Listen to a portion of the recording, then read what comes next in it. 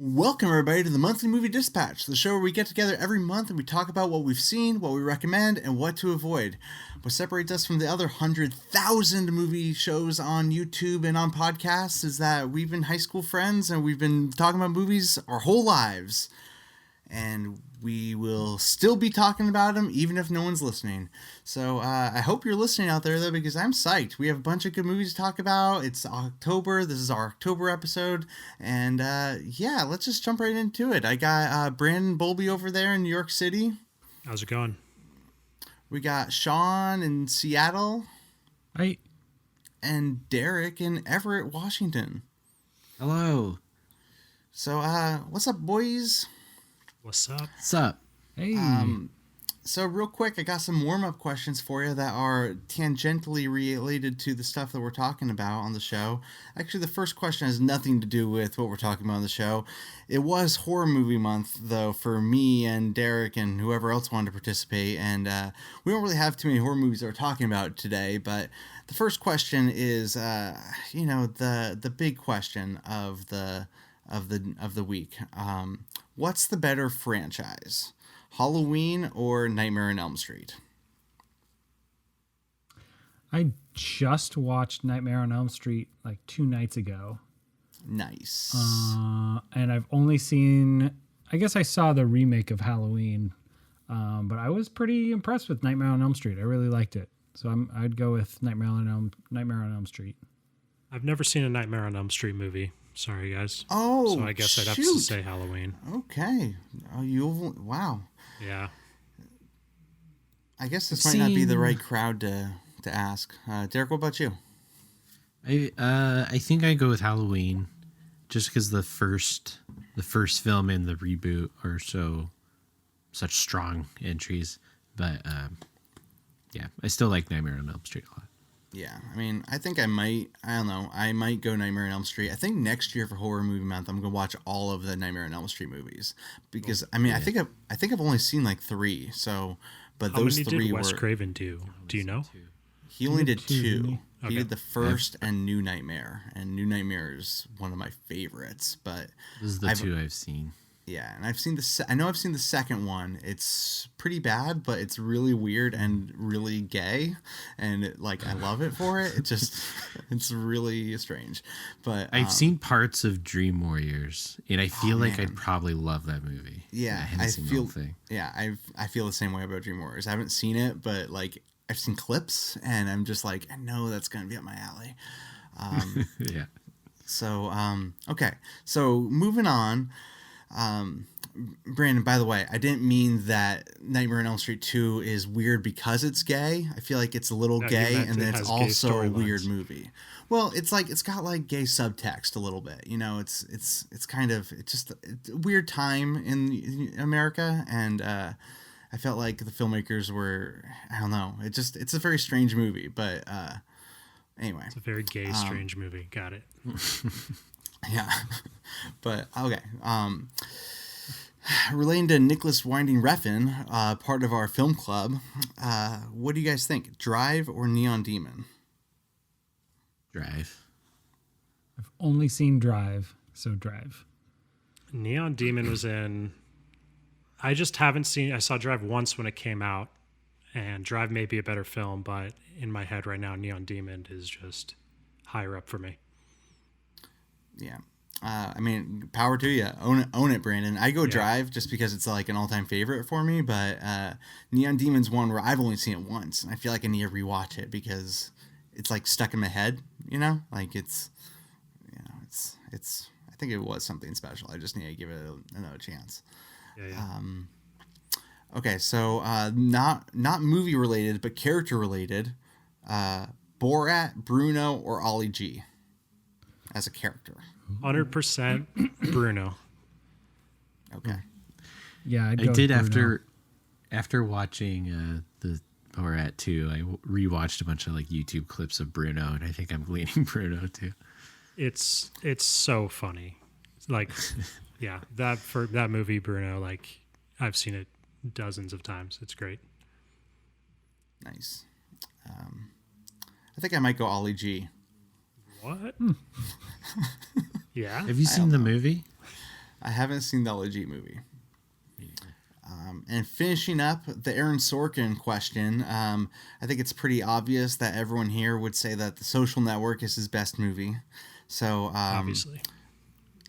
Yeah, I think it's pretty obvious. But so I picked two of his other movies, Moneyball or Molly's Game. Oh, Moneyball. Moneyball. Yeah, Moneyball. No question. Moneyball. Although Okay, no question. Molly's No question. Game is super fun. Yeah, definitely. So yeah, those are the warm-up questions. We're going to be talking about some of those coming up. But first segment of the day, we're going to go on to talk about Pusher. Derek, you chose this movie as part of your film club. It was your turn this month to pick a movie that we all were forced to watch from any time period.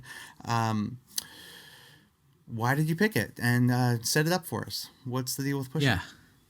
So I chose Pusher just kind of to keep in my trend of picking first films of directors that we all enjoy. And I just thought that would be a fun direction to go because he's kind of a weird filmmaker. And I was really curious to see like how he's like what his style was like when he first started.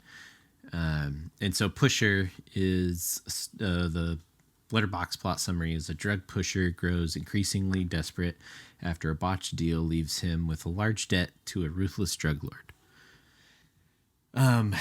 And yeah, I don't know like how many other Nicholas Winding Refn films you guys have seen, but I've gone pretty deep in his filmography now, and the one thing that I see is very consistent, except for two films, which I think are Neon Demon and Drive, are, even though they both still have hints of it, but his style is very much like Pusher was really quiet. It's like outside of the dialogue and like just car sounds and stuff, there's almost no, actually I don't think there is any music except for when they like go in a nightclub or something. And everyone's pretty quiet. Like it's just kind of a toned down, I don't know. There's not a lot of like eccentric characters in his movies. Ironically, like he has a movie called Bronson starring Tom Hardy, and he's like the most eccentric character ever. But like, I don't know. It's kind of a weird thing that is the thing that in my head feels like it is Nicholas Winding Refn's style is the subdued characters, even though he has outlandish characters like Bronson and stuff. But I'm thinking back, like he's done like a movie called Valhalla Rising, which is like a Viking war movie, and it's like almost silent the entire movie, even though it's like disgusting at parts, just like blood and gore and crazy stuff. So in Pusher, I thought kind of fit. You could totally see that in this movie too. Like the main character is so unexpressive, like throughout the whole film. You hardly even tell. You can barely tell what he's feeling. Like even when he's like being physically harmed at moments, he has like almost a perfectly straight face. There is like a torture scene where he's not so calm, but it's, I don't know, that's just kind of his style. And I definitely saw that come across in this movie. And sometimes it doesn't really work for me. And I think in this movie is kind of middling. As far as that goes, it was cool seeing this kind of grimy, I don't even know where, is it like Sweden or Norway or something that this kind of takes Copenhagen. place? No, Stockholm. Denmark? Stockholm. No, Sweden. no, not. Yeah, I thought it was Swedish. Stockholm, Sweden. No, the guy was Swedish. The guy that he tried to sell the $180,000 worth of drugs to was the Swedish guy. Yeah, was I think, shot, I think he's a Danish. I think It was they're all Danish it was Denmark. actors. It was shot in Denmark. Yeah, so Oh yeah, you're right. yeah, it was just cool to kind of see that 90s crime aesthetic through like a foreign lens like that. And I don't know, I thought the movie was okay. I think after doing the horror movie month, honestly, I was like watching these movies and I feel like I was really hard on all the movies we watched this month. Like, I don't know if it's like the juxtaposition between them and horror movies, like how much fun I was having with them, and then kind of like coming down to like these more nuanced, like kind of slow movies. But man, it was hard for me to get through some of these. And Pusher was just, it's not like an exciting action movie by any means. You know, it's a lot of slow, a lot of dialogue, a lot of walking around, and the camera's just kind of following people while they're talking about random stuff. But you know, it's got its own unique feel to it, and I can appreciate what they did with it. I think I'm going to give it about 3.5 stars for me. But Yeah, Derek, I think I'm going to land around there with 3.5 too. But I do think like as a unit, like all three of us, like we kind of we missed an opportunity to like really understand what was going on with the Pusher movies, just because like it really, there's three of them. You know, I think that needs to be said like pretty quick, is that there's 3 Pusher movies, and from what I understand about the Pusher movies, I've only seen the first one at this point, is that they take, like, the second one is about Mads Mikkelsen's character, and he's the main character in the second one, so it tells like the same like timeline, the same story, but from like his point of view. So the trilogy like tells like the same, like it's the same time period, just with like different characters, and you see like their perspective on what's happening with those events. And so I mean, this one, you know, I don't want to spoil it, but it ended on a cliffhanger. Like, it was so much a cliffhanger, and Easy cliffhanger. Right. And so like we're I feel like we only touched the surface of the Pusher movies, you know, and it's like I got the vibe of it. And honestly, for me, like, the movie was good, but it kind of was, you know, it fell into that time period of late 90s where Tarantino was popular, and there was movies like Go, and, you know, I don't know. Guy Ritchie was... Yeah, Guy Ritchie, Lock, Stock, and Two Smoking Barrels, and those types of things. Where it was 100%. You know, it was like, like, I was going to mention Train Spotting and Requiem for a Dream, and just like all these 90s drug movies that probably all were inspiring each other a lot. Yeah. So I just looked it up. Pusher 2 actually came out 8 years after Pusher. Oh, shit. So it was Pusher 2 and 3 was 2004 and 2005, and Pusher's 96. Damn, So people had to wait a while. Yeah. Yeah. Gotta give the fans what I they don't know, want. Like, yeah, I don't know. It's still like, yeah, I don't know. I hear Mads Mikkelsen's just amazing in the second one, though. It's like this whole Pusher thing was his like big breakout. Hannibal, right? Oh, yeah.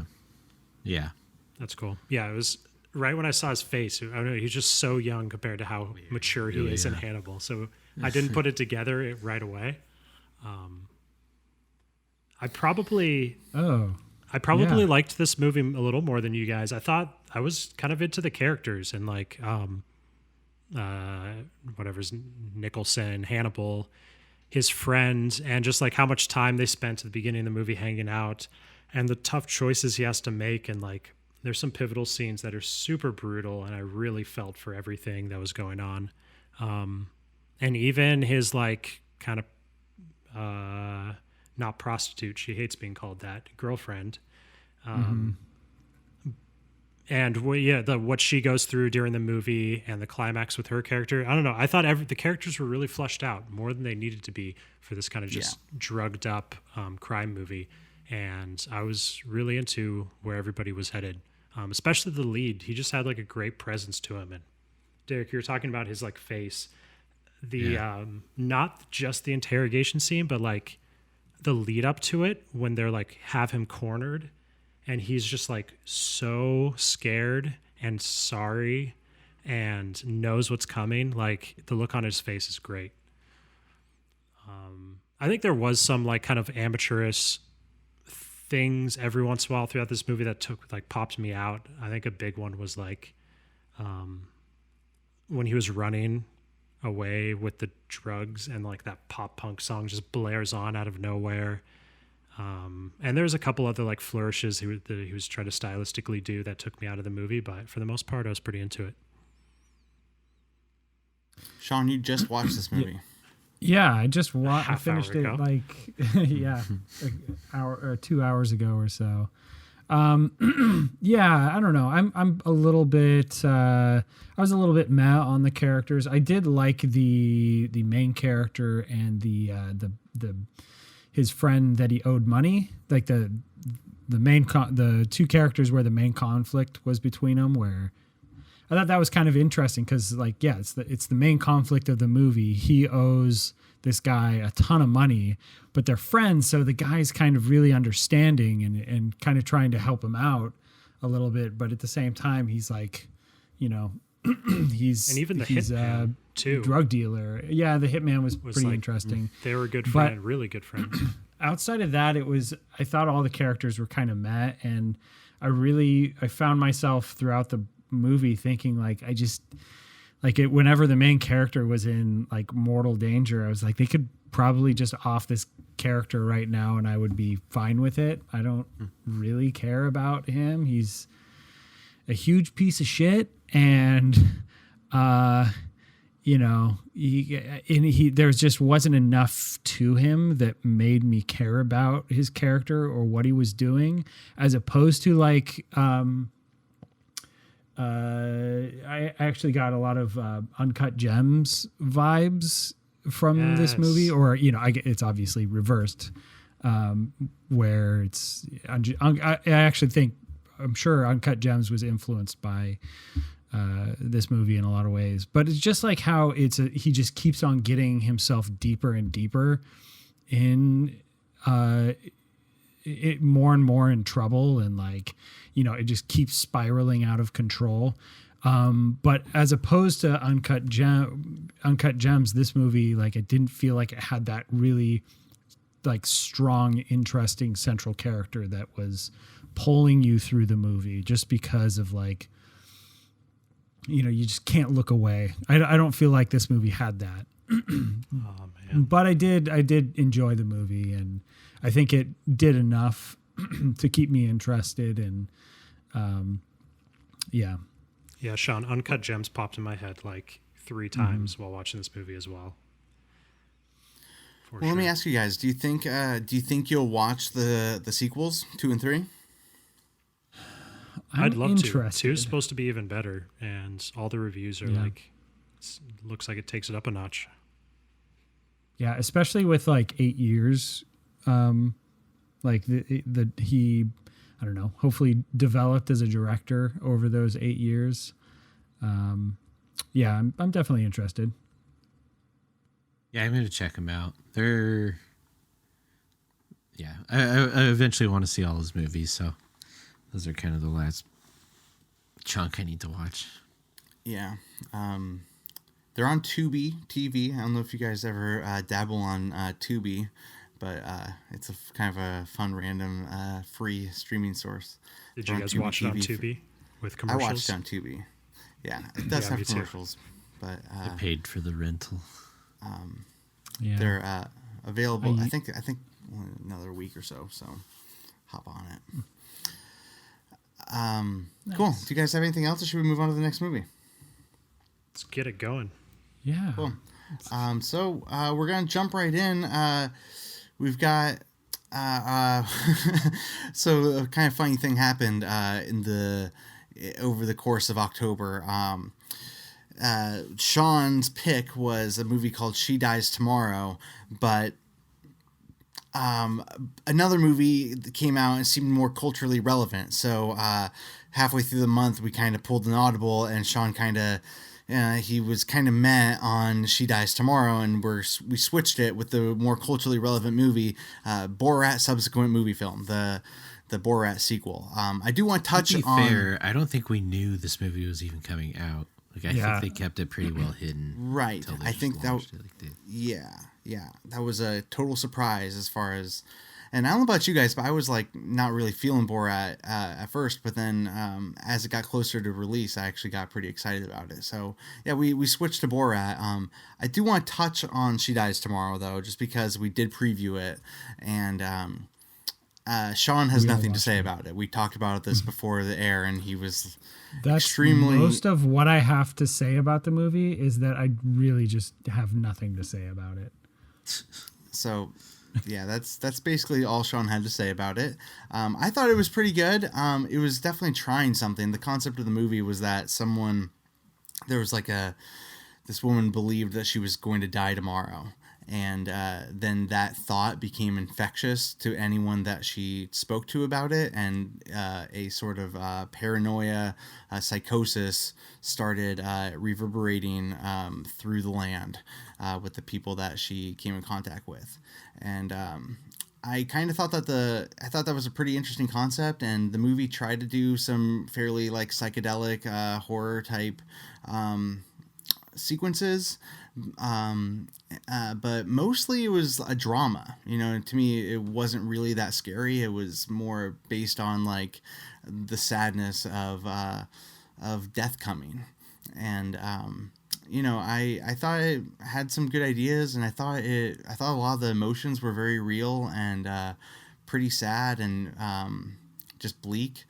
But overall, I thought it didn't go as far as I would have liked it to like really recommend it for people. But I thought it was a pretty interesting idea though.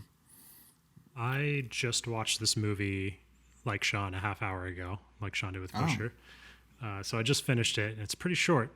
I think I agree with everything you said, Nick. I was literally going to say the same thing. Like, I was actually pretty into everything this movie had going for it. Like, its look, its style, its weird plot.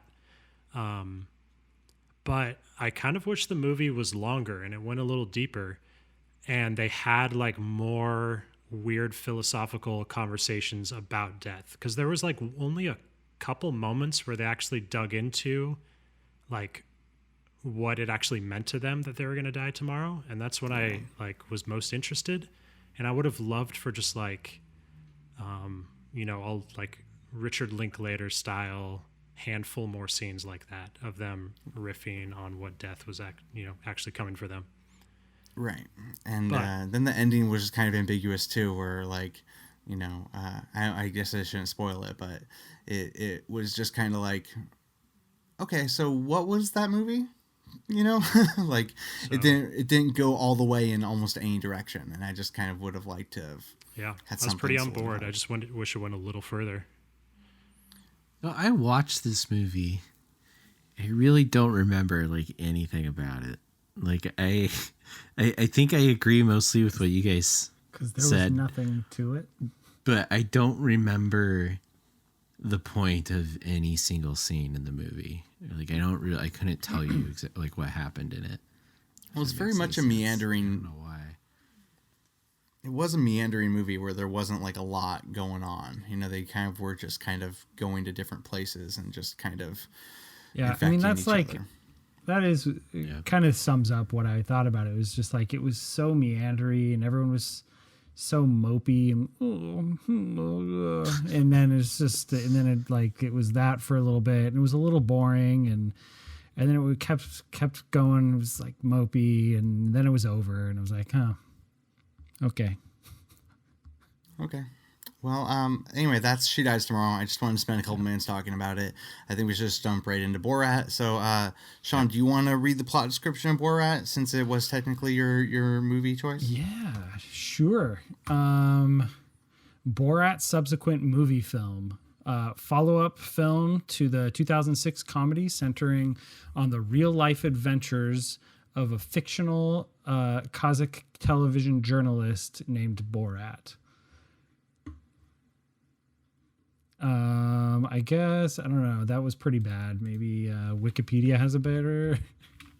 It's Borat. Everyone knows Borat. It's Borat. Yeah. Yeah. Borat's I was back. going to say, like, if it has... Because this one has a bit more of a plot than the first one.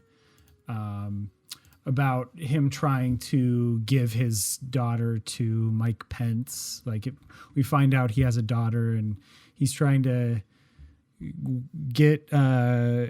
bring honor back to Kazakhstan, or he gave Kazakhstan a pretty bad name in the first movie, and now he has to regain Kazakhstan's honor by giving his 15-year-old daughter to to Mike Pence, and as a gift. And So the that's kind government of sent him on that mission. Yeah. The government, his government sent him on the mission. Yeah. So I actually quite like the first movie. I remember quite liking it back in 2006 when it came out. And I really haven't. I don't think I've seen it since then. Since it came out. I just recently, just a little bit ago, watched a bunch of clips online on YouTube from it, and it's pretty funny.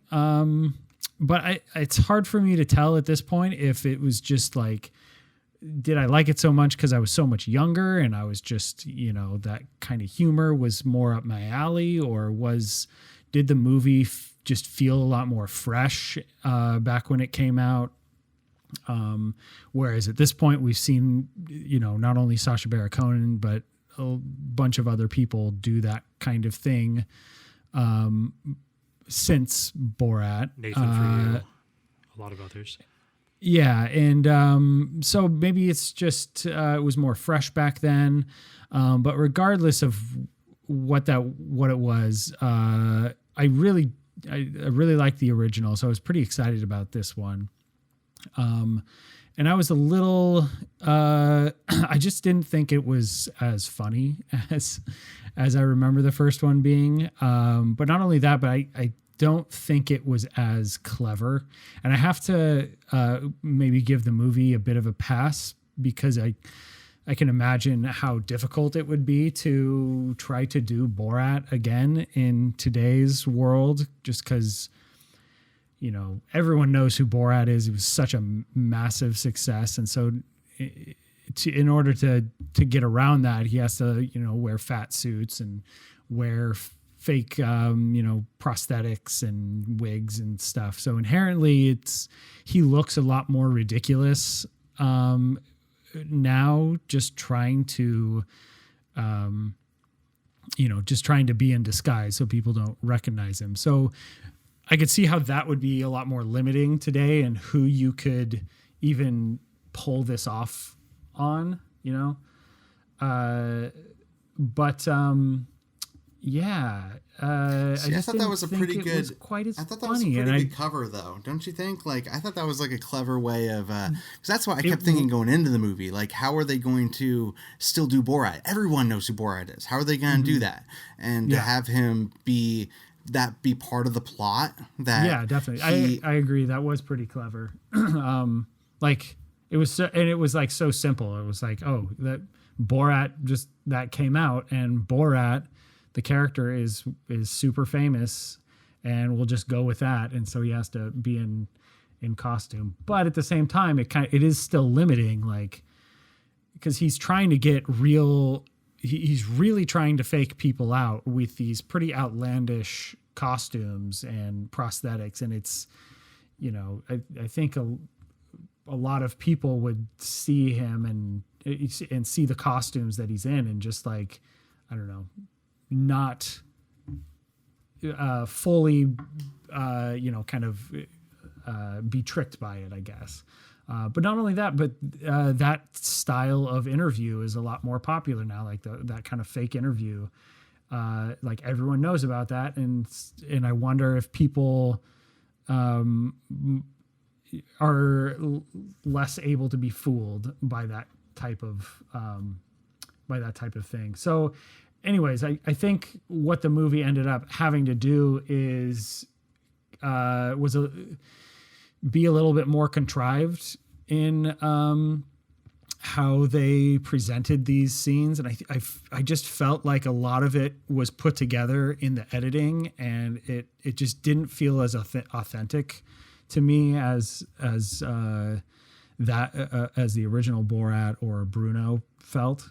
And I just didn't think there were that many really good, authentic, like classic Borat scenes that really made the first movie and Bruno work so well, as well as the TV show that he used to do.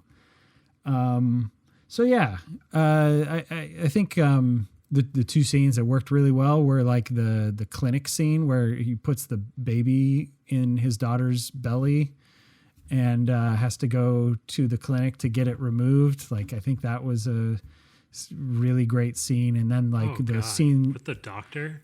Yeah, the doctor. Like, that's like a really great example of where Borat works, like where that style of comedy works so well. Like, just putting that person in that situation and having him try to defend his strong, firmly held beliefs in that situation was great.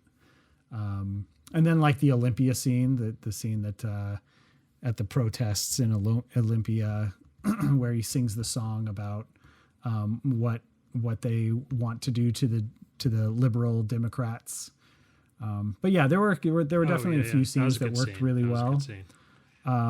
But overall, I think the most of the movie felt pretty contrived and forced. But yeah, I kind of felt the same way with this.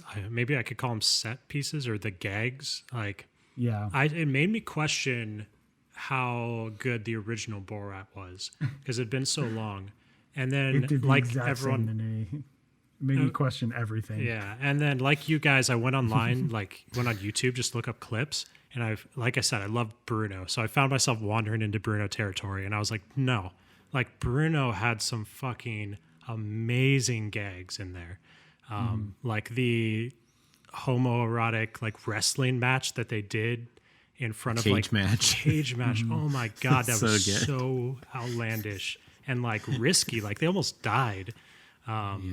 Or just like something as clever as the Velcro suit in the middle of Fashion Week in New York City. Like that was so clever and funny. And I just didn't get that much of that from this movie.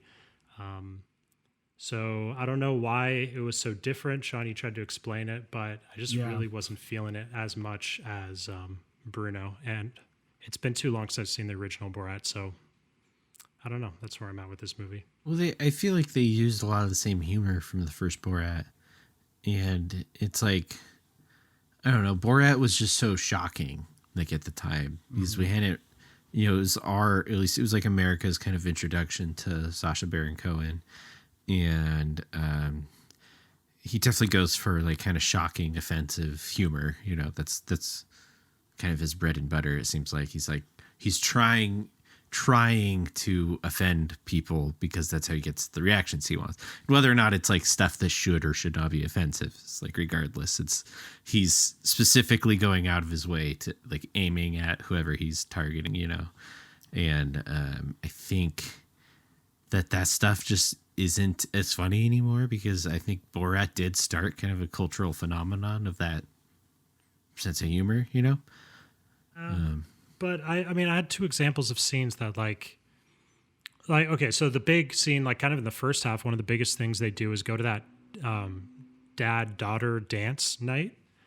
And just the climax, like it was absurd. And it was so like, their clever ideas for her to lift up her dress and just have this bloody period-filled skirt. Like, I don't even know where that idea really like was playing off of. Or like it was just crude to embarrass everyone at the party, but it didn't have some like meta thing to it. Though that one thing when he got the dad to admit to prostituting his daughter for $500 or no, he was says, insane. he said, "How much would you pay for my daughter?" And he said, $500. Yeah, that was a great. And then his daughter leans over to him and he goes, "Yeah, that is so fucking gross." That was a great 10-second moment. And then really the Trump Pence rally, or when he just shows up in a Trump suit and just kind of gets kicked out, but there's nothing really like else going on. I just think a lot of things fell flat like that, like compared to some of the older stuff. Well, it's kind of what I mean. Like, I think maybe his approach to that sense of humor just doesn't really work anymore. And maybe it wouldn't have, just in general, maybe he's kind of lost that touch that he had of like being able to figure out what it is that is going to get the reaction he wants, or maybe he's just not taking things far enough. Maybe he's just like, older and not as interested in doing that. But I don't know. Part of me kind of thinks that part of why a lot of these fell flat is that people even the people, like it's pretty obvious they're really going after like conservatives and trying to really embarrass like different conservative groups and stuff, and it kind of seemed to prove that a lot of people are just way more tolerant than maybe they were back then. The reactions just aren't as extreme. And especially with, like, for me, the Olympia stuff kind of fell flat because I had seen the footage of it a long time ago, like camera footage. Oh, really? Like when it first happened, people were like, "Oh my God, Sacha Baron Cohen was in Just Olympia." obviously doing He was a like, skit on a stage. yeah, but no one knew what it was for. No one knew it was for this. And like seeing, I don't know if you guys want me to like ruin the gimmick for you, even though you've seen the movie, but like obviously 99% of the people there were like horribly offended by him and were like trying to kick him out and stuff like that. They don't show any of that in the movie, obviously. Well, Yeah. I mean, But kind of like, I don't know. I the more footage of that scene came out, and like I think that people were like not that offended by him, at least at first. Like people were Right. singing, and yeah, they filmed it. They cut to the people that were singing along, but I think it was kind of like, he kind of fit in with that crowd, at least initially, and then once they found out it was him, like he was chased out of there. Like there's a deleted scene of him like running into a security car, and like he's literally out of character holding the door shut while people are trying to get in and beat the shit out of him. Jesus. There's like someone on a megaphone, you can hear him outside being like, "Get the fuck out of here." Like people were like legitimately mad and chasing him out of Olympia. And But he know- he couldn't include that because that's not wouldn't be a part of the storyline, right? right, exactly. I don't know, guys. I thought it was pretty funny. I got a kick out of it. I do agree with you that like it wasn't. I didn't think it was the best movie. Like I'd probably give it 3 stars, but I laughed a bunch. Like I laughed a bunch. But I also I agree about how the time has changed. Like we're not in 2006 anymore. We're not in 2016 anymore. Like we're in a place where everything is heightened, and also like we've seen a lot and heard a lot and laughed at a lot and also cried at a lot. It's like, I don't know, like a lot of the jokes made me laugh, but also it was like,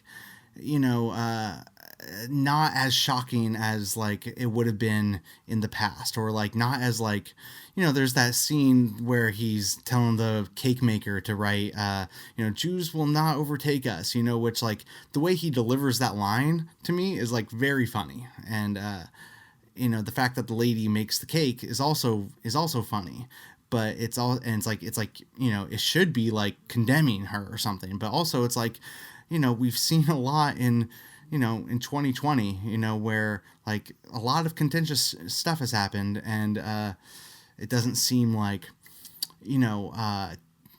like it's not as biting, it's not going to ruin, and like nothing in this movie is going to ruin anyone, as evidenced by like the Rudy Giuliani stuff. Like he kind of just like brushed that off, and yeah, it was pretty heavily edited and nothing actually happened, but it was pretty bad, and it still like brushes it off. And but still, I thought it was pretty hilarious. I don't know, that whole another behind the scenes thing that I heard about was those guys that he went and lived with were actually legit. Like he found those people, and like they just let him live with them for like 3 or 4 days. And I heard he stayed like in the Borat character for like 3 days while he lived with them. Like he just I was think there that for was that my whole time. favorite like section of the movie, Nick. That was Yeah. really good. apparently he I went into I was almost a little taken out of it because I didn't believe it. yeah. It was so I real. was like, no, come on. Apparently the film No crew way. went home like at night. Like the film crew went home, and he went into his like bedroom and he locked the door, and he had his like suitcase with a lock on it that had like his computer and like his iPhone and stuff, like so he could like produce the next day and like write, because they write this as they go, which is also pretty amazing that they like write this whole, I mean, yeah, it was contrived, Sean, but like they're straight up writing this movie as they go, like rolling with the punches. And apparently he told this story on like the Tonight Show where he was like in there like working on the next day's script, and then there was a knock on the door and he had to like throw his computer on the blanket and then like, hold on, what, do the Borat voice, 1 second. And he was very worried he was gonna get caught, but then they were just like, you have blankets? And he was like, oh yes, thank you, good night. And but again, those guys were pretty interesting too, especially if they were legit, because they're telling them about all this like QAnon stuff, these conspiracy theories, and like just outlandish things that they believe in, which is also like pretty interesting how like mainstream a lot of these things have become. And it's like, to me, it's like, yeah, sure, we've all heard these things. It's not like it's not shocking to hear those things anymore, but kind of what was shocking was when he was showing them his book. Like, that was another thing that like kept me laughing throughout the movie, was his book of different things that happened, of like, with the vagina, where if a girl masturbates, then it eats her hand, and he's like showing them the book, and they're going, what, no, this is like this is anal, this is not like gay sex and stuff, right? Well, the thing that he showed them, I with think, the was birthing giving thing. birth to a baby, where you're basically like having sex with a woman while she's giving birth, and then the baby pops out, and it's it's absurd. And they were this is incorrect. That whole exchange was very funny to me. We have totally different interpretations of what that picture was showing, Nick. I'll have to look at that scene again. I think Nick's right, Brandon. Oh my God. Well, it was like a two-way. I don't really want to get too graphic on the podcast, but I think it was like they were double teaming the pregnant lady as she was giving birth. Oh, But what was I Yeah, that's seeing? what I saw too. While there was like a doctor underneath cutting the umbilical. Like, okay, so here's my question, I guess, for you guys before we move on. I don't think we don't have too much to say and dig into with Borat, but would you guys recommend this movie to anyone? Yeah, probably. Like it's mostly a harmless like movie that made me smile, and it had some funny moments. It's pretty easy to watch. Honestly, not really. Like, if someone was like super into Borat, then I would say, yeah, watch it. There's nothing wrong with. There's not really anything wrong with it. But like, I would, if someone was at all interested in this movie, I would say go watch Borat or Bruno. Like, I just don't think that this is a very good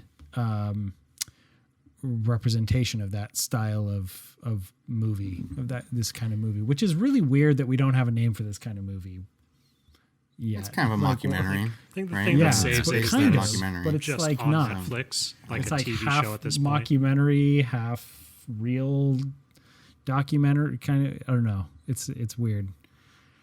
I don't know. Well, the fact that it's on what you call Netflix it. makes it easy, and for that reason, it's like just watch it, I guess. Yeah.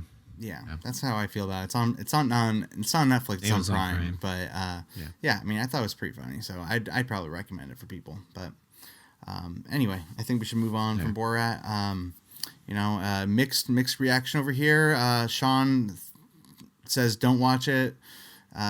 Nick and Derek say watch it if you want to laugh. Bryn says it was easy, so and may have misread a picture in it.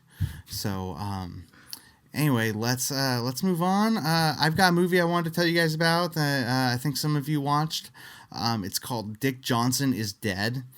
It's available on Netflix right now. It's a documentary.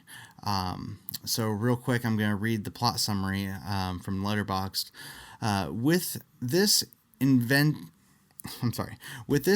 portrait, director Kristen Johnson seeks a way to keep her 86-year-old father alive forever. Utilizing movie-making magic and her family's dark humor, she celebrates Dr. Dick Johnson's last years by staging fantasies of death and beyond. Together, dad and daughter confront the great inevitability waiting all of us. What this plot description doesn't say is that her father has early set Alzheimer's, I think, or at the very least, I don't know, he's at least losing his memory. And so she moves him in the movie from Seattle to New York City, and he just moves into her apartment. And then throughout the movie, they they recreate. I shouldn't say recreate. They make up different ways that he dies. Like he gets hit by a bus, or like just a piano falls on it, or maybe it's not piano, like an air conditioning unit falls on him, and it's I thought those sequences are pretty creative. I enjoyed that. Which is a line that is said in the movie She Dies Tomorrow. Walking in New York City and an air conditioner falls on your head. You know that feeling you Oh get? yes. Yeah, I actually watched this and She Dies Tomorrow like back to back, and it kind of went together in some did ways. too, Like actually. yeah, they kind of went together in a pretty interesting way. But I mean, they both were like meditations on death, and I thought I like this director. I saw her previous movie, Camera Person, which I thought was another really good documentary. She just she has a voice with her camera. She definitely puts her personality out there and her emotions, and she's good at creating like visual storytelling type stuff. And this movie, it was extremely personal. This is a movie about her dad slowly dying. He's losing his memory, and it's not just about him dying. It's about him like losing his identity, losing himself, and in that she's losing him slowly as well. It's like it's not just about like that quick moment, like all the death sequences, that quick moment, that's you dying right there. But what he was going through is almost more tragic, because it's like it takes a long time, and it's slowly, and it's gradual, but you see it happening. Like the loss just kind of builds up, I think. And I think that I don't know, I was pretty moved by this movie. I got like one of those moments at the end where I just wanted to go and tell the people I loved that I love them, to spend more quality time with my parents, and and just to be mindful of the time that we have together, because it's fleeting, and it will end eventually for all of us. And it just kind of I thought the movie kind of portrayed those emotions really well. And it was a sweet movie, though. Like, I don't think the movie was purely sad. I think that Dick Johnson was a pretty fun person to hang out with for an hour and a half, and I liked the way that they did it. So What was the final line of the movie? Do you guys remember? With her in the closet, I think so. her saying something about goodbye. Like, She says like, well, the final line, I feel like she says Dick Johnson is dead. yeah. But then she says something else right after that. Damn, I'm I sorry, wish I can't had it, remember. 'cause it's Yeah. really good. Yeah, I'm sorry, I can't remember. But Yeah, I mean, I like the movie for the most part. I thought it was well done. I think this is one of those things where I had like weird expectations going in, because I thought like the premise that I had heard about it, I hadn't watched any trailers or anything, but the premise sounded really cool. Like it was this really like just super experimental kind of documentary about doing all these death things with her dad, who's not actually dead. And what it turned out to be, at least from my perspective, was it was much more just kind of a movie about this daughter and her dad as he's entering the final acts of his life. And that didn't ruin it or anything for me, but that was by far the most interesting part of the movie, as opposed to the scenes of the deaths were kind of more like little act breaks. They're really, really quick and kind of very small parts of the movie. oh yeah, those scenes were so short. They were just like little blips of creativity or whatever. Right. And I don't necessarily think it's a missed opportunity. I just thought they were kind of mixed in kind of a weird way that didn't totally work for me. I liked those scenes and I liked all the other stuff. It was just kind of weird and sporadic how they were worked in, I guess. they were kind of talking about that concept on the, I think it was on the Slash Filmcast, of the possibility of maybe the movie changing directions at some point, where maybe those were supposed to be a bigger part of the movie, like that was going to be most of the movie, but then his health was kind of declining, and they realized that this was much more of a personal subject, and also the act of filming him doing these things was kind of taking a toll on him. So Right. I mean, I agree. And you see that they show that in the movie too. Yeah. And I definitely think that's kind of what I assumed, and I think that's for the better too, because he's just seems like such a great guy, and like we love spending time with him throughout this movie. You know, he's just like, he's so warm and so kind, and you know, it seems like he's just like a really optimistic guy. And yeah, I mean, in the cool thing about this experiment is that it did bring forward some unique moments that we probably would have never seen before. Specifically, like his friend's reaction to like being a part of these things, like his older friend, who has like a really great scene towards the end. You guys know who I'm talking about? The funeral. Yeah. Mm-hmm. And like that kind of a reaction, I think we would have never seen that perspective from that guy without them doing this like death experiment stuff. And so, that's cool. I like that a lot. Yeah, that was the moment that I really like teared up and stuff, is when he's giving like his eulogy thing. But and it kind of makes you think too, you know, it's like, I don't know, I've been around people that died and stuff, but I guess it's probably a whole different thing when you haven't, I don't know, like him being alive and then like them filming these acts as if he was dead, and then you writing like a eulogy to the guy that's alive, like you haven't fully processed like an actual death. Yeah, it's just, that's the most interesting part of or one of the most interesting parts of the movie to me. But yeah, overall I thought it was really well done. It was pretty harmless, really short movie too, and it gives a unique perspective on death for sure. And like you said, it kind of makes you think about your loved ones and stuff.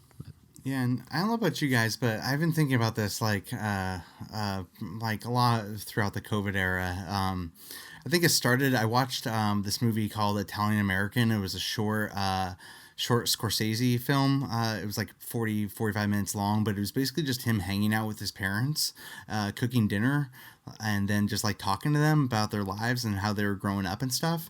And you know, watching that, I was like, man, I would love to do that with my parents. You know, that would be such a fun way to just like kind of like immortalize them in a way, you know, of like, here they are. And over the summer, actually, I subscribed them to this service called Storyworth, where they get like a prompt in their email once a month or once a week, and they like write a story, and then you do it for a year, and then they'll make it into a hardbound book, and you know, just those types of things. I don't know, it's like I don't know, I'm just kind of went along with it, where I just wanted to, like, you know, think about my parents and hold on to legacies, you know, hold on to stories, and I don't know. I actually texted my brother and sister about that for my parents too. That sounds like a pretty cool service. I think that was for last Christmas, but we didn't start it. This movie, guys, this movie made me cry a lot throughout the whole thing. I thought there was some really incredible moments that she was able to capture on camera, and I think a lot of it is due to the moment where this man is going through Alzheimer's in the early stage of it, and he's still like self-aware that he's going through it. And I think usually a lot of times you see it when it's like, or you think about it when it's already fully developed. But to hear him like actually acknowledge it and cry about it and talk to his daughter about it, and actually make those end of life decisions with her, was just like really hard to watch. And also and just he beautiful like understands that she captured too, right? it on camera. I mean, literally the scene where he says goodbye to her because she's leaving for a week, and he's like, "I'm like your little brother." Like I just kind of like lost it in that scene. It was. Do you guys know what I'm talking about? Yeah. At the door. definitely. Yeah. It's just some amazing moments caught on camera, and that really is just what you want out of a documentary is these very pure, real experiences. And yeah, this movie makes you think about everything, mortality, life, and death, and how terrifying and scary it is, and what we can do for our loved ones. And it was, I thought it was a very beautiful film. I'm not sure how well some of the like B-roll side of this movie worked, or if it was as successful as she maybe wanted it to be, like mostly the slow-mo like party sequences she kept going back to over and over again, or like washing his feet and stuff. I don't know, it was fine, but really the highlight of the movie was the real stuff for me. Yeah. I do like that there's also kind of a unique perspective since he was like a psychiatrist, right? And his wife had gone through all this. Yeah. So at least I got the impression that he kind of understands how it all works, like probably better than a lot of people. And then going through it himself, you know, he kind of knows like what stages he's entering and all that What stuff. is it when she's moving him out of his home and he brings up her mom, and they both just have that moment together crying for what they had to go through with her. And like it is pretty special that she was able to bring him in and take care of him. You know, the big move, but kind of a special time for them in some ways. You know. Yeah, and he knew, and that's he was so thankful for it, and he kept saying that over and over again. Yeah. Even if you don't like remember it, like that's what's so like trippy about the whole thing. But cool. Sean, you didn't see this. Do you think you will? Yeah, I'm definitely sold. I just had a super busy month with work, and I wasn't able to fit it in. Busy. In the end, but yeah, actually, Hey, it's I'm all like, good. ironically, I am now like completely free and have kind of a bunch of time, so I'll definitely watch it this week. Cool. Well, yeah, I was just, I mean, you weren't required to watch this one, so, you know, it's all good. I think we can move on to the next movie, though. Brandon, what was your pick for this month? My pick is the Netflix film The Boys in the Band. This is an adaptation of a 1968 off-Broadway play. The IMDb synopsis is, at a birthday party in 1968 New York, a surprised guest and a drunken game leave 7 gay friends reckoning with unspoken feelings and buried truths. So actually, one thing, this film premiered on Broadway in 2018 for the first time. So it took 50 years for this to really... With this cast? Yeah, so by chance? It took 50 years for it to come off of Broadway and actually have its Broadway debut, which is pretty amazing, especially for how well known the story is in, you know, the theater scene. And yeah, this is the exact same cast. Every single character is the cast that was on Broadway, and it won Best Revival at the Tony Awards that year. Wait, I'm sorry. Could you say that again? So this movie was it was on Broadway for 50 years? No. In 2018, it came on Broadway for the first time. 50 years after the off-Broadway. It was off-Broadway when it first came out. Oh, okay. 68. Off-Broadway. Okay, I missed the off part. So, okay. Yeah. So it was off-Broadway and then...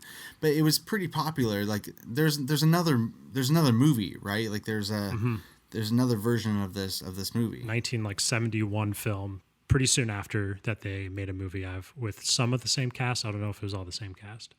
But yeah, all these actors were on stage in New York in a couple years ago doing this, and they won a Tony for it. So I thought that was pretty cool.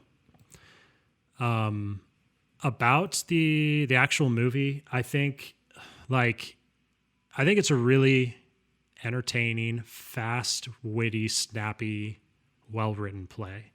And because of all that, it just is like really engaging and dramatic and fun to watch. It just has like a really good pace to all of it. I think it also had some just like really awesome like flourishes with the camera. Like it would try to utilize the space of being in this tight apartment really well, and then all of a sudden it would combo like multiple like movements all in the same shot and get like all these lines of dialogue in, and I would just kind of like jolt up a little bit when those things would happen. It was pretty cool to see. And mixed bag for me on the performances. I don't know about you guys.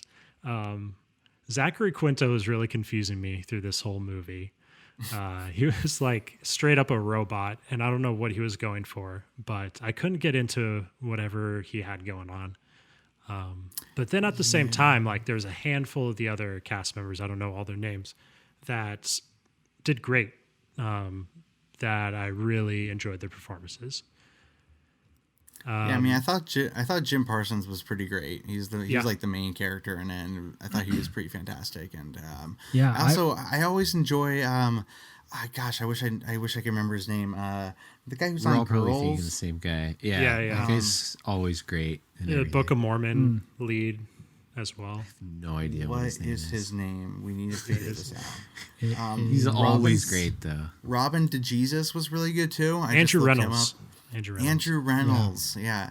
He's always really good. And he was really good in this, and it was fun seeing him be more dramatic. You know, usually he's like pretty, I don't know, sarcastic. Yeah. I have like a big gripe though, and it can maybe you guys it doesn't affect you at all, but this is maybe a nitpick, but it is pretty big when these plays turn into film, and I see this a lot. It like. Things get so goddamn mean and dramatic, and like people are saying the most horrific shit to each other, and even getting in like physical like fights and like noses broken, and yet everyone's just like still hanging out in the same room as each other. Yeah. When within like 30 seconds, every single person in this group would be out the door. Like I'm going home tonight. Like, why am I even here? And I can't get over that. And honestly, like a lot of plays have this problem because they don't want to change the set. And so everyone just stays in the same house or the same room for the entire play. But that really got to me because there was just some like brutal things said to their friends in this movie throughout the whole second half. And I was like, you guys just got to go home. Like, leave, please leave. Right. And I mean, Brandon, like to me, it's one of those things that wouldn't bother me on stage. Like if I were to watch, like to me, it's like a medium difference. You know, like I have issues with musicals because often I feel like the musical works better on stage, and then when I'm watching the screen, I'm like, I just don't get it. Like, why are they singing right now? This just doesn't make sense. It's the same sort of thing where like. On stage, it doesn't really matter. It's drama, you know, it's the drama of it all. Whereas like, you know, watching it on screen, it is kind of jarring to be like, you know, they're playing that game with the phone and they're just saying horrible things to each other. And I'm going to leave. No, you can't leave. And then, you know, no one leaves. And it's just punching each other in the face, like calling each other like the N and F words, like back and forth. And it's just like, yeah, like no one would ever stay there. Right. And it just kind of really breaks the, I guess, reality for me.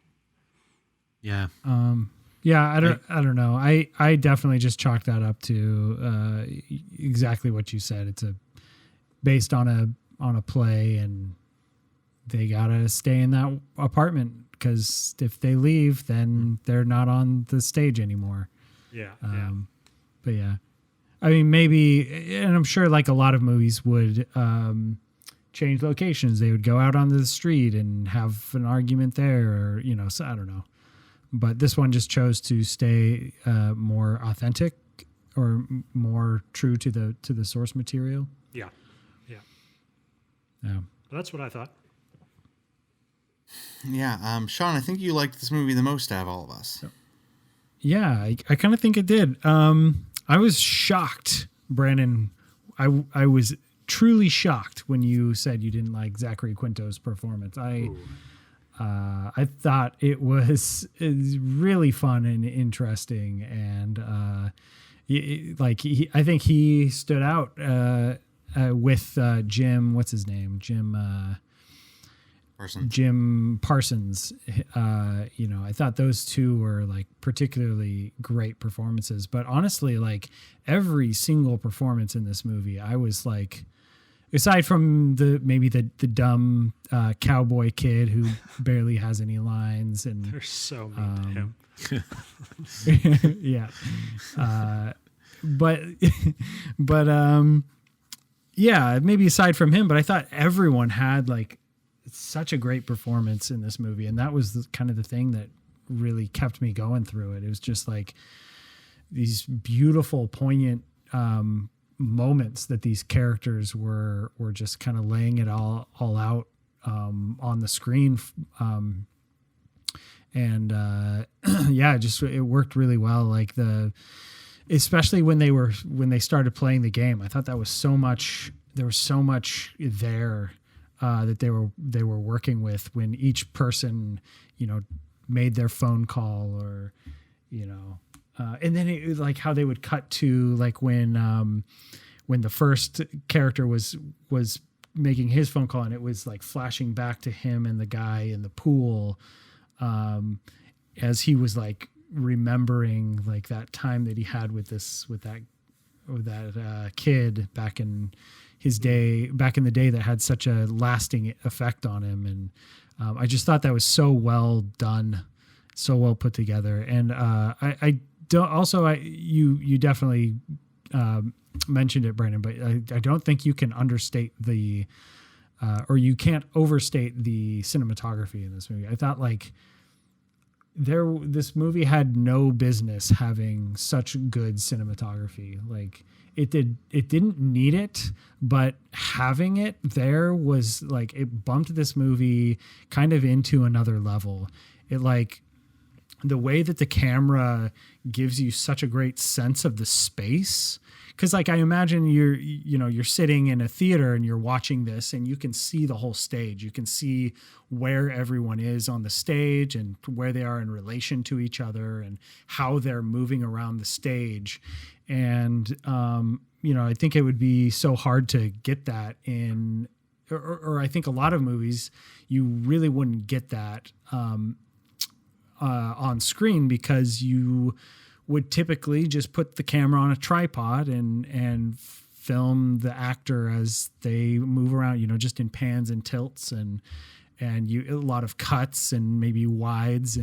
But the way this movie like so deliberately and thoughtfully moves the camera around this tiny compressed space, as they're like giving all this emotion and all this movement and it really felt super special. And like, particularly when, what's his name? I already forgot. Jim Parsons is like walking around the apartment, turning on what seemed like 60 different lights, around his apartment building. But like, it just gave him a reason to be walking around the apartment and like outside and back inside. And the way the camera was moving around with him, it felt so deliberate and like gave you a sense that the camera was actively telling this story rather than like, it's just kind of passively observing what's happening. I guess that's also I thought that was super special. A stage trope as well is in movies, people usually like sit still on couches and stuff, but on stage, like staging is really important. You're always giving your actors drinks to go get or lights to turn on and off, and people refilling other people's alcohol, and so everyone's always like moving around. You see that a lot. It's how you like, I guess, on stage that would be how you draw the eye of the audience to someone. And Yeah, Sean, I But yeah, agree. I quite liked agree it. with you Liked this mostly movie. about these things. You know, I thought the movie was really well shot too. Like I thought it was a pretty just like solid like good movie. Like in terms of like cinematography, I thought the pacing was fantastic.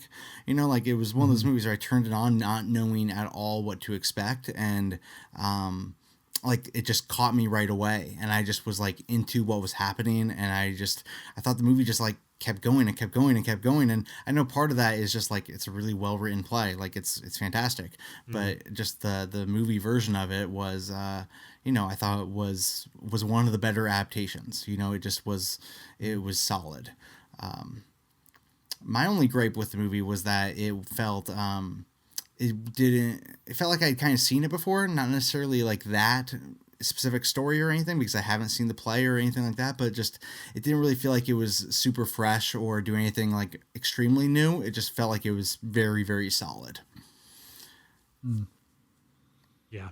Though I guess at the time that's what it was known for. But Yeah, I was gonna say, Yeah, I and think that's you could see, you can definitely see how much this movie would speak to the you know, that generation back in the '60s. And how oh it yeah. That was would actually be something I had to pretty wrap my powerful. head around several times. Like I had to keep reminding myself that this is like a 1968 script. For Was some reason, this- it kept dropping from my head that like bars were still being raided at this time. Like that's how fucked up things were in New York.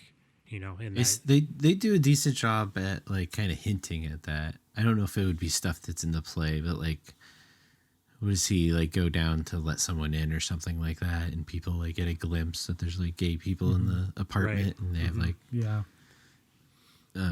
Yeah. And even like that whole opening montage sequence, I thought that was actually super effective kind of storytelling there. Like, what was it? It was the African American guy on the train who, so someone else walks onto the train and he, you know, totally thinks eyes he's him hot. up and down, and then Yeah. looks over at the older black woman who sees him and like who sees him looking at this other guy and is just very judgmental, and then he, you know, Stops crossing his kind of legs. sits back and and then there's a bunch of I'm kind of blanking on other examples, but there was a lot of seemingly really effective setup just in that.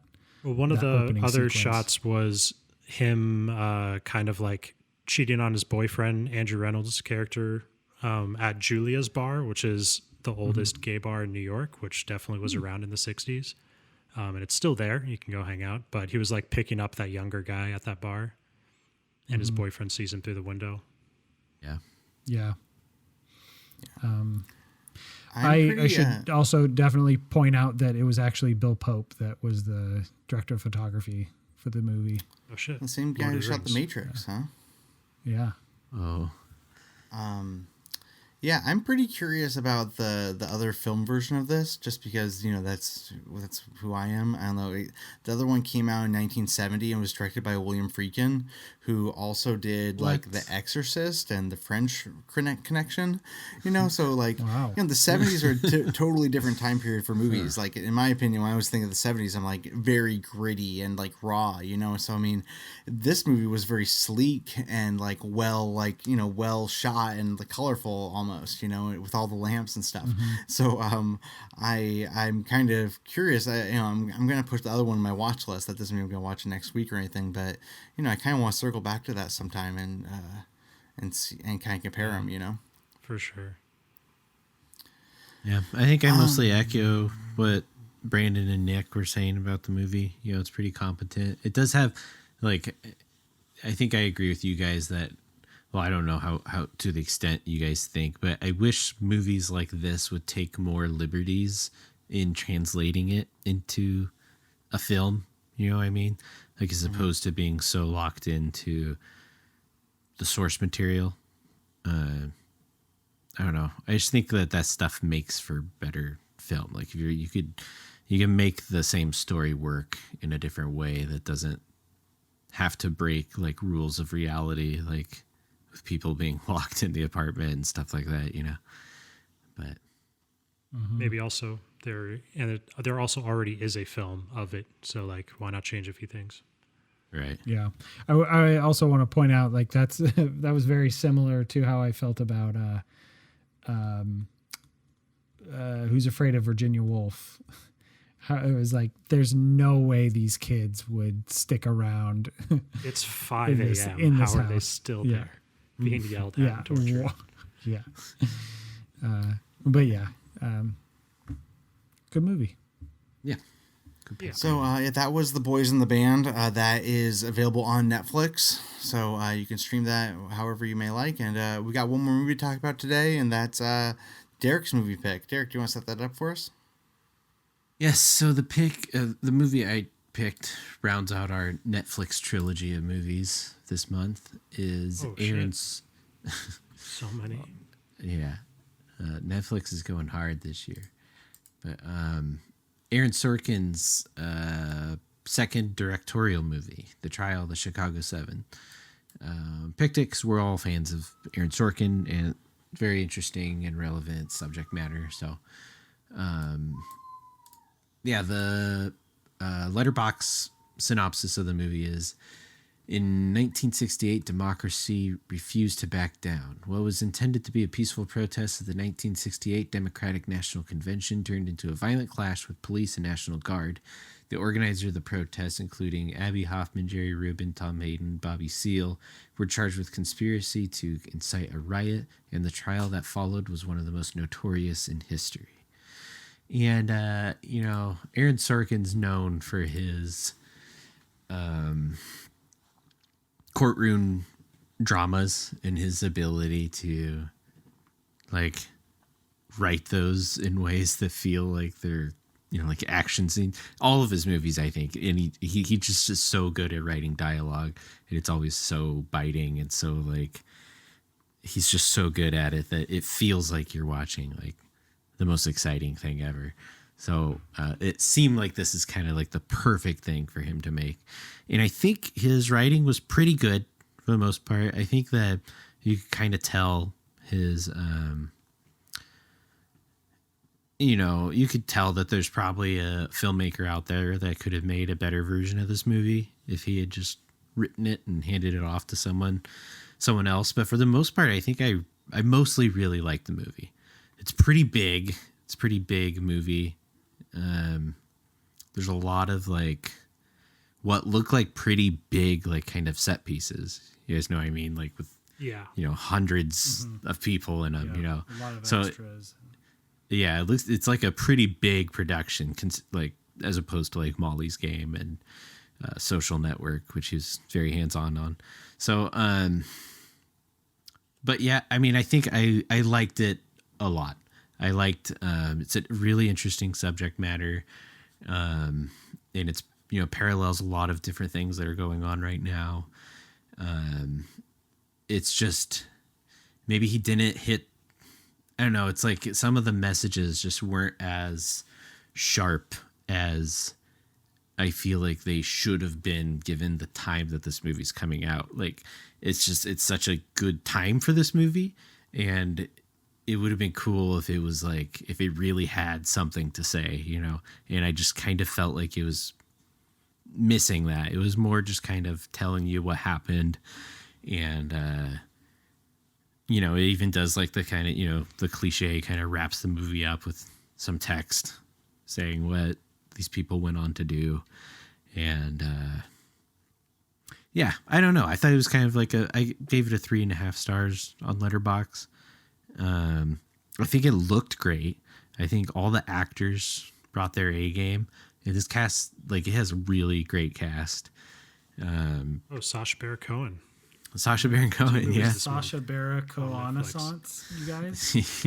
For sure. I was actually just about to comment on that, how we Renaissance. started this episode talking about Sacha Baron Cohen and Borat, and then we're ending it talking about him in this movie. But Yeah. yeah.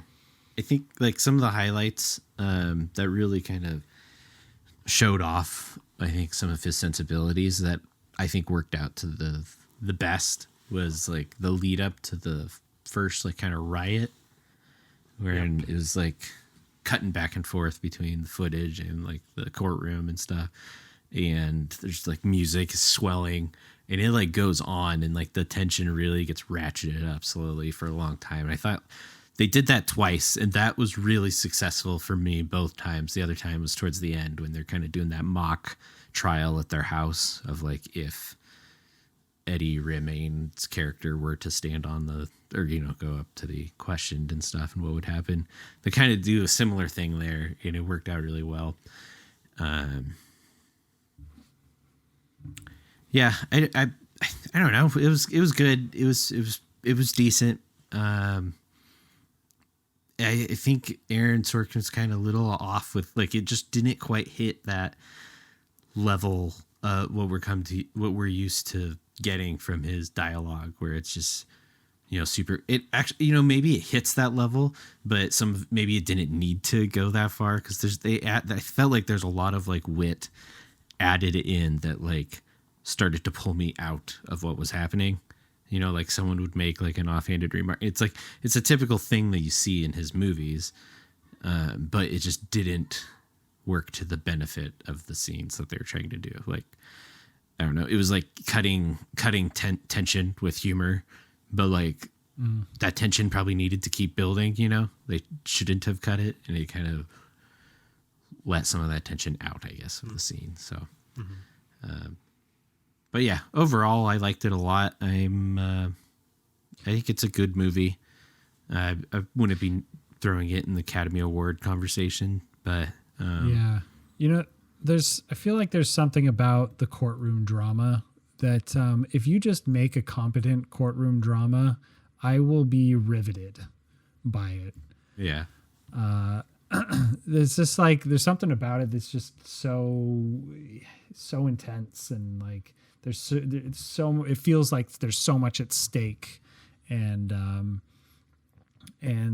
you can the way that it goes over details and events in, like, you know, this movie, it does it with, and that seems like I haven't seen a ton of courtroom dramas, but like, you know, even Philadelphia or JFK or JFK, the way that they like intercut like footage from, you know, like splicing earlier footage into like the courtroom and like telling both stories kind of at the same time. And there's just something so interesting about telling a story that way, that courtroom dramas tend to do it really well. And yeah, so I think like just that aspect of this movie makes it totally worth it. And then like on top of that, you just get such great dialogue and such rich characters, and like such great drama between all the characters, and some really, really intense moments in this movie. Yeah, I like this movie a lot. I think just looking at our Letterboxd scores, you know, I gave it 4 stars and a heart. You know, I probably liked it the most out of the 4 of us, and yeah, I thought it was really, really good, guys. I don't know, in terms of like having the Academy Awards conversation. Yeah, I think it definitely deserves to be in the Academy Awards conversation. I think it's an Academy Awards movie. You know, it's like it's a movie for Especially a lot of people. Yeah, it's a movie for a lot of people. Maybe not, like, I don't think I'm going to put in my top 10 personally, because it wasn't like overtly like super creative or, you know, extremely powerful, I guess. But I think what it did was it created a lot of those really like big movie type moments. And I think, you know, those things can kind of turn off people sometimes.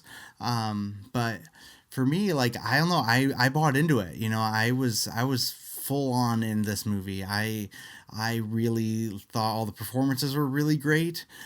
Sacha Baron Cohen was fantastic. I thought he was really, really great. And I thought that there were a few funny moments with him. The judge, you know, the judge was like, the problem I think with the movie is that it was extremely one-sided. You know, the judge was so evil, and maybe he was that evil, and that's what was so frustrating about it, though, is that it was I got so frustrated watching the judge being like, how can you do this? You are so blatant, you've just made up your mind, you're not listening to anything, and that was extremely frustrating. I thought Mark Rylance was great as the lawyer. Yeah, I really like Mark Rylance. Yeah, for sure. I thought Eddie Redmayne, that might have been the most I've liked him, quite honestly. I thought that Did you like his face in this movie, Nick? I mean, it was still like he still did the cutie face thing a little too much, but I definitely didn't think he did it as much as he normally does. So he wasn't like hamming it up to the camera like he normally does. And so I think that's why I liked it. And there was that scene you mentioned where they're doing the practice thing with him, if he should go on the stand, and he got like really angry in that scene. And I thought I was like, that might have been the best Eddie Redmayne scene I've seen, I mean, and I think he nailed the student speaker, like, I don't know, like dialect, like the sound of like that movie we watched, Boy State, like somebody spoke exactly like him. Right. In that movie. Like he was speaking, like, he was speaking like a politician, or like a kid, like a student, like a college student who wants to be a politician, which is what that guy became. Have you seen Danish Girl, Nick? I saw the Danish Girl. I just wasn't. It was fine, but Sacha Baron Cohen, though, like as Abby Hoffman, I thought he was so good because he was so goofy and weird. That scene where they dressed up as the judge, I can't help but laugh at that kind of stuff. And then there was another part where the scene where he had the same name as the judge, and the judge wanted to point that out. Yeah, and also when they both him and Jerry Rubin at the same time like said objection, or I can't remember what it was, but sustained, like they said at the same time before the judge did, and I just so funny, like, and that's like what that's what they brought to the table during those times, but they were also extremely intelligent. And Abby Hoffman wrote a book, Don't Steal This Book. I feel like I would get a lot out of reading like just a book about him, just, he seems like he was extremely smart, but also like really into, like sort of off the wall concepts and stuff. And so I don't know, I got really into this movie. I was pretty much like, like I said, I don't think it's going to be my top 10 because it just wasn't like, creative enough, I guess. But I thought this movie as like a movie. It was what movies should be. They make you feel and relate to the time, and they do a lot. So, I kind of want past the ball. Oh, go ahead. I'm sorry. So a judge can just like do whatever they want in their courtroom. I was getting like really, like you were talking about, Nick, like are they playing this up in the script? Not if you want it to hold up in higher courts. What? Not if you want it to hold up in higher courts. Right, that's why that's why they were going to do a right, that's why they're going to immediately at the end of this movie they were like, "Oh, just plan your what's it called, acquittal, the appeal." Plan your appeal, because like that's like this case was basically lost right when it started, and so you plan your appeal and then you go to the next layer of court, and hopefully if the judge was pad, like it's going to be listed there in the like the whole transcript of the court will be on there, and they can make that as a point for the acquittal. Yeah, and they're like which clearly that's what happened. Well, that's clearly what happened when it went up to the higher court. It was they were all acquitted. Yeah, the prosecution didn't even try him again. The prosecution was just like, no, we're not going to do that again. It was all for show. I mean, and that's like part of the whole thing was that the whole trial was just like for political purposes, just to like try and make an example out of these people when there wasn't really like a case to go on necessarily. Yeah. Yeah, when the judge like wouldn't take the defending statement from being questioned on the stand, and the jury wasn't allowed to hear, and I don't know, it was just like, maybe all that did happen, but like, why can't you just tell the jury anyways when they walk in here? Like, I wanted this to go further into all these intricacies of the courtroom and how this was actually working. with this evil of a judge. It was really frustrating, and maybe it was supposed to be frustrating because he was such a terrible person in real life. I don't know. I felt like this movie was fine, or maybe less than fine to me. I think the best way I thought about it afterwards was it felt like a little like movie made for television-y in its kind of simpleness in the way it told its story. And I think, Derek, you did mention like the humor that he put in this movie, like whether it maybe was warranted or not in specific scenes, kind of took me out of it. And maybe that's why it often made it feel like a just like pleasant movie made for television, when I should have been like really being pulled on how like fucked up this situation was. So I don't know. I gave this movie maybe like 3 stars. I probably liked it the least here. I mean, Brand, the big criticism of this movie that I keep hearing is the treatment of Bobby Seale, the black guy from the Black Panthers who got chained up in court and was like, you know, he was locked with his mouth gagged, like sitting in the courtroom, which is, you know, horrible. Like no American should ever have to go through that, and especially for barely doing anything wrong. And I think you know, in terms of being more powerful, like this movie basically just like, you know, skidded past that. Like they were just like, oh yeah, that happened. And now that didn't happen. And back to the rest of the plot of the movie where I guess like, I kind of took that as like, it's maybe a little unfortunate that that's how it turned out. But, you know, that was definitely his climax of the movie. Like that was, but he and was like in real life, he was sitting in the courtroom he was sitting there for days and days and days. It wasn't just wasn't just like an hour like the movie made it seem to be. It was like he was like sitting there gagged? chained and gagged for days. Oh wow, okay. And it was like for show of power, you know, and it kind of, you know, it kind of whitewashes it, you know, it kind of skits by and just, you know, to me, I read that as like that's just what makes a movie pace better. You know, it makes the movie just kind of keep going. Yeah. It works for pacing, but it doesn't work for not just historical accuracy, but like for a powerful moment. You know, it was powerful for that second, but then they just kind of, you know, move along. Yeah. Yeah, I wouldn't. I guess I would also ahead, like man. be sad if none of us pointed out how awkward the ending was. I was straight up cringing, and I like could barely watch the screen for the last few minutes of the movie. It just like felt like the most straightforward cinema climax I've ever seen.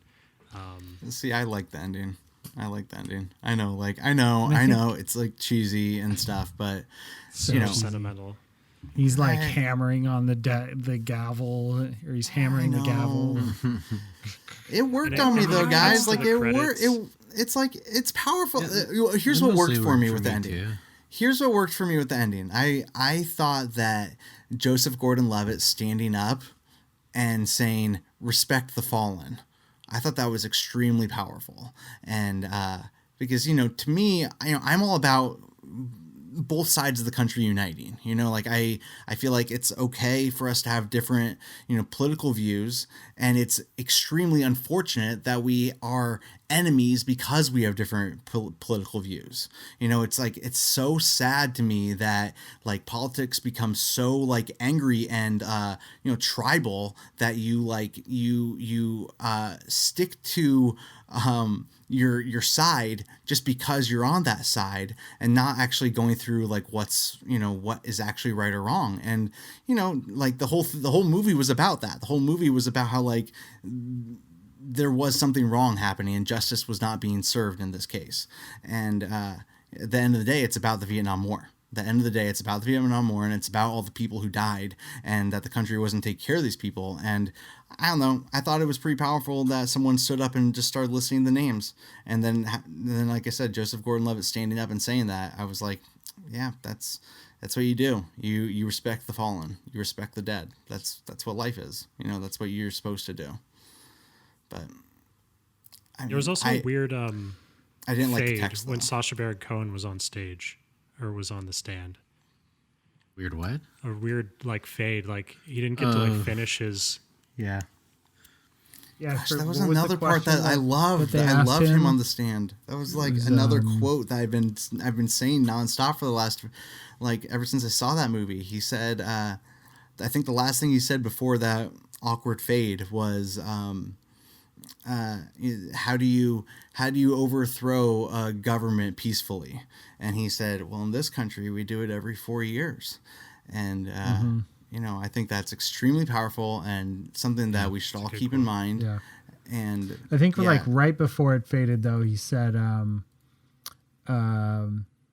he was asked a direct question that he was having troubles answering, and he said, "Sorry, I've never been on trial for my thoughts before." Oh yeah. Or right. something. He was asked. I forget what the question was. He was asked. Really cool I know it. He was asked if he had hoped that he would get into a fight with the police that weekend, and then he paused because he was like, I don't know, you know, and because that shouldn't ever be on trial. You know, the fact whether or not he wanted to or not, like that's not. Those are just thoughts. You know, it's not how law works. Yeah. Yeah. I loved it when the we didn't talk about the main lawyer. What's the actor's name? He's so Mark good. Rylance. Mark Rylance. I mentioned him. Yeah, he was amazing. I love how much he's exploded this like last decade. But yeah, there's a couple scenes when he's just catching the other side and just how like unmoral they are, and he's like, no, let's play this out so it can be on record as how absurd this is, and he like keeps antagonizing them as they go down their like own rabbit hole of how fucked up that courtroom was being. Those scenes were really great. I liked that a lot. I think the performances in here really carried the movie. It was well written too, but that's definitely the most entertaining part. I think was watching. I mean, it's mostly just acting, like they're just delivering dialogue in a courtroom, you know. But the one I will say though, that guy, what's the actor's name? Jeremy Strong. I felt like, I don't know, like what that person actually is like. I can't remember which character he played. He was Jerry Rubin. But Jerry Rubin, he felt like he was doing like a Donnie Chong like impression the whole time. Yeah.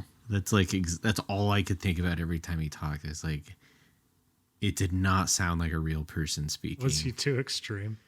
I thought, well, just even when he's like having a serious conversation, he's like, "Ooh, I don't, you know, man, just like just so seems... high at every moment." Yeah, I hear you. At least Sacha Baron Cohen as Abby Hoffman was able to like, you know, bring in those like moments where he was like serious and you could believe that he was actually like a scholar. You know, when he says that he read everything the other guy had ever written, you believe it. Yeah. Whereas if Jerry Rubin said that, you'd be like, I don't know, man. I'm pretty sure you were smoking that blunt in the car the other day with Cheech. Not positive, but I'm pretty sure that was you. Yeah. I do think this movie, like, I do agree, Nick. I think it is an Academy Awards movie. I just wouldn't consider it like one of the better films of the year so far. But I do think this probably would have been a pretty big hit, like had it come out in theaters during normal times. Yeah, I think it would have been a big hit as well. I don't know. I know I'm a little biased about this movie. I'm with Sean. I like courtroom dramas are definitely something that just kind of like, you just gotta be mildly like, you know, interesting for me to be like, oh yeah, courtroom drama. But you know, also my dad was. He was at these protests, like he was at the Chicago Democratic Convention in 1978, 68. Oh. And, you know, he was telling me all about it. Like we talked about it afterward and how he was, you know, he was at those trucks with the barbed wire, you know, like he saw those, he got pepper sprayed, you know, he was telling me all about like that experience. And, you know, it's pretty like harrowing, you know, it sounded totally horrible. Like it sounded extremely awful, and you know, the country was extremely divided and it was a mess, and you know, I can't help but look around and be like, yeah, we're in a very, very similar situation right now, and you know, hopefully we bounce back from it. Mm-hmm. It's this interesting Letterboxd review. Yeah, who put that on there? It's so funny. Who wrote this quote by Letterboxd user at the bottom? No one put that. Nick, it must have been you that put it on there. I didn't do that. Oh, Derek. What? Who's Derek lying put it in right there? now? Derek, read it. Says Aaron Sorkin is way too good of a writer to be forced to work with such a mediocre director as Aaron Sorkin. I mean, that's funny. It's not wrong, honestly. I mean, that's like the thing where like Aaron Sorkin came out and said that he would love to write another Social Network movie, but only if David Fincher directs it. You know, because like I'm kind of with that. Where like I don't want a Social Network movie with Aaron Sorkin directing it. I mean, it'd be fine, but it would be another masterpiece if David Fincher directed it. But wait, who added this to our document? I did. Oh, okay. Why is that so? Yeah, why is that so like? Yeah, It's like really pertinent This information. is a big controversy. No, wait. Because I asked Because you and no one denied it, so I spoke was up. confused. So Yeah. wait, who wrote that in our document? Derek. Sorry. And he lied for some reason. I didn't lie. What are you talking about? Who's the Letterboxd user? You said, who put that in? I said, I did. And then you guys asked like 5 more times. And I said, I did. You're like, maybe Nick did it. Who's the Letterboxd user though? What's The their username? podcast will tell I us. need to know. I honestly right didn't think here. you were going to bring it up in the podcast because it's so unrelated and like doesn't really matter. But I just just a minute ago, I read it and got a good chuckle out of it. It's a great quote. Well, I think we should wrap it up though. We've said a lot about the trial of the Chicago 7, the Chicago 8. Yeah, I mean, so it sounds like we're kind of mixed on it. We all sounded like it was a pretty good movie, but maybe not a great movie for all of us. But yeah, it's available on Netflix right now, so I definitely recommend it. But ooh. Brandon thought it was just okay. Anyway, so that pretty much wraps up the show for today. We're going to real quick preview our movies that we're going to be talking about, the 2020 movies for next month. Sean, what movie are you picking for? What 2020 movie are you picking for November? I am picking the 40-year-old version, which is the Virgin? the, IMDb version. Oh, not Virgin. Okay, because I was going to say that came out in like 2004. Not Virgin. Version. Okay. Rada is a down-on-her-luck New York playwright who is desperate for a breakthrough before 40, reinventing herself as rapper. Oh, God. Rodimus Prime. She vacillates between the worlds of hip-hop and theater in order to find her true voice. Vacillates Yeah, it just between looks things? super fun and interesting. That is a weird word. What? You guys have never heard vacillates before? No. I was thrown off by it. But yeah, looks really interesting. Pretty kind of funny and interesting voice. Cool. Yeah, my movie I picked is Hillbilly Eulogy. This is a Netflix film and it's directed by Ron Howard. Comes out towards the end of November 24th. And I don't know, it has a really good cast. Glenn Close, Amy Adams, and it's directed by Ron Howard. So I think it's definitely going to be a big movie that a lot of people will be talking about. Yeah, hopefully it's good. Yeah, this is one of those movies where you see it on the schedule and you're like, okay, that's probably going to be an Academy Award movie. Hopefully it's not just like bait Academy Award and it's actually like good Academy Award. But the trailer gives me like, what was that one movie, Fences, I think, when people called it like Academy Award the movie. Like it's just like acting. It was just like a showcase of Acting these the people's movie. act. Yeah, that's kind of what this trailer gives me vibes of. But hopefully, it's more than that. Derek, what movie are you picking? So last minute change here. I'm picking this movie called Save Yourselves. It's already out on VOD. It's directed by Alex Huston Fisher and Eleanor Wilson. The premise is a young Brooklyn couple head to an upstate cabin to unplug from their phones and reconnect with each other. Blissfully unaware of their surroundings, they are left to their own devices as the planet falls under attack.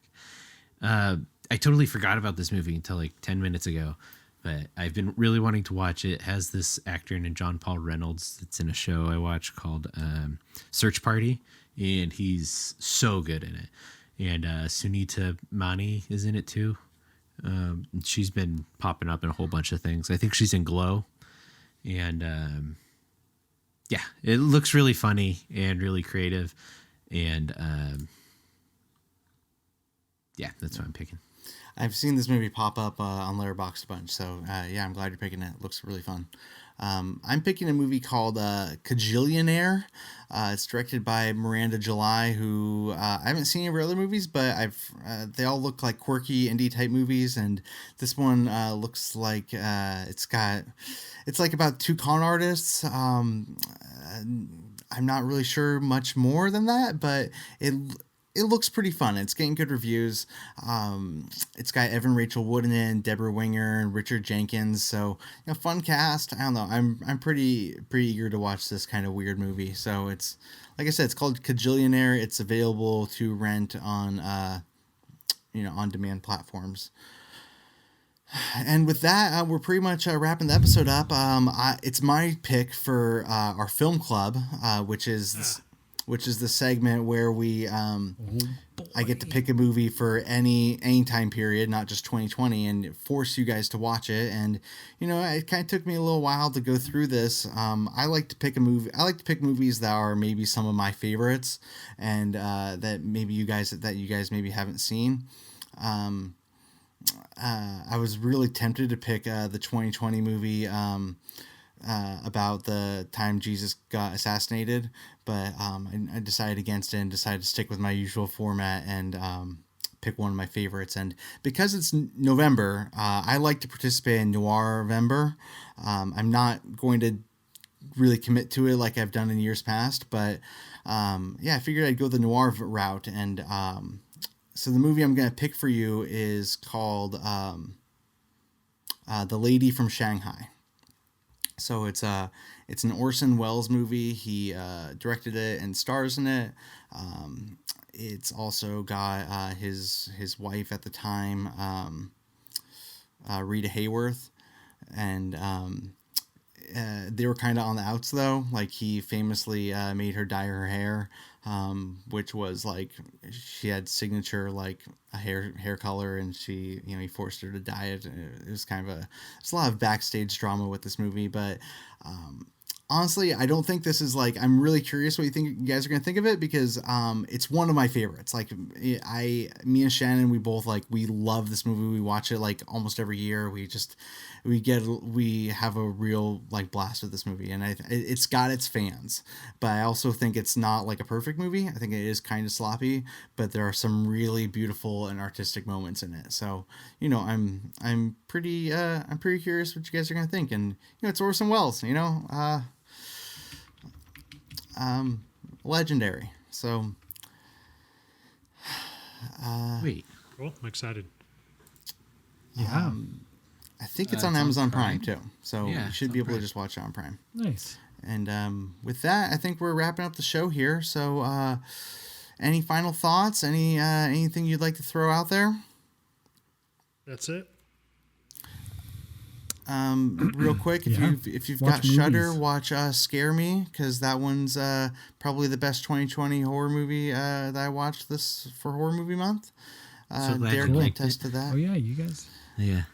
I feel Derek, like we did you should do talk horror about it movie on- month? Kind of. I watched like 15 movies or something. Nice. Yeah. Yeah. Fun. Well, anyway, so with that, I think we should sign off. And, thanks for listening. This has been the Monthly Movie Dispatch, and have a great month of movie watching. See ya. Bye. Bye.